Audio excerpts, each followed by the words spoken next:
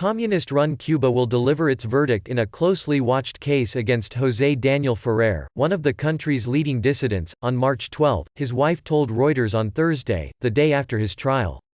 Ferrer, 49, was arrested nearly 5 months ago on charges of abducting a man and causing him serious injuries, charges he denies and that his supporters say are aimed at silencing a vocal and internationally known government critic.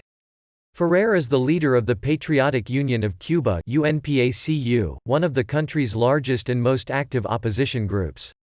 The case has earned Cuba much criticism, and global rights organizations, the European Parliament and the U.S. government have called for Ferrer's release.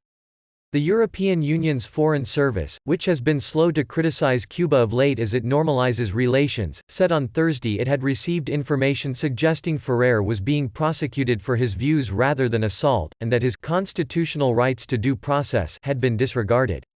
We expect Cuba to review, as a matter of urgency, all cases of incarceration related to the exercise of fundamental rights, and to release all those concerned, the European External Action Service said in an unusual statement. It added that the EU delegation in Cuba had not been granted its request to attend the trial.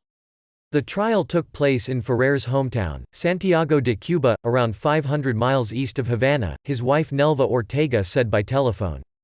It lasted more than 12 hours and was not open to foreign media.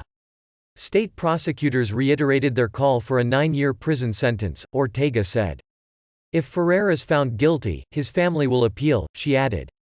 Cuban authorities, who have denounced Ferrer as a U.S.-backed counter-revolutionary, have confirmed he is in jail, and state-run media started granting the case unusual coverage as it sparked international controversy.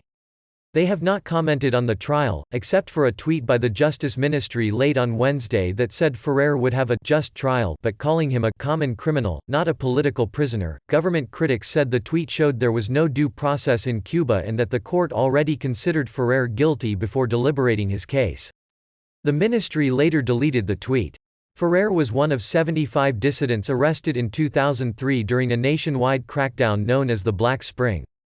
He was released on parole in 2011 and soon after formed UNPACU.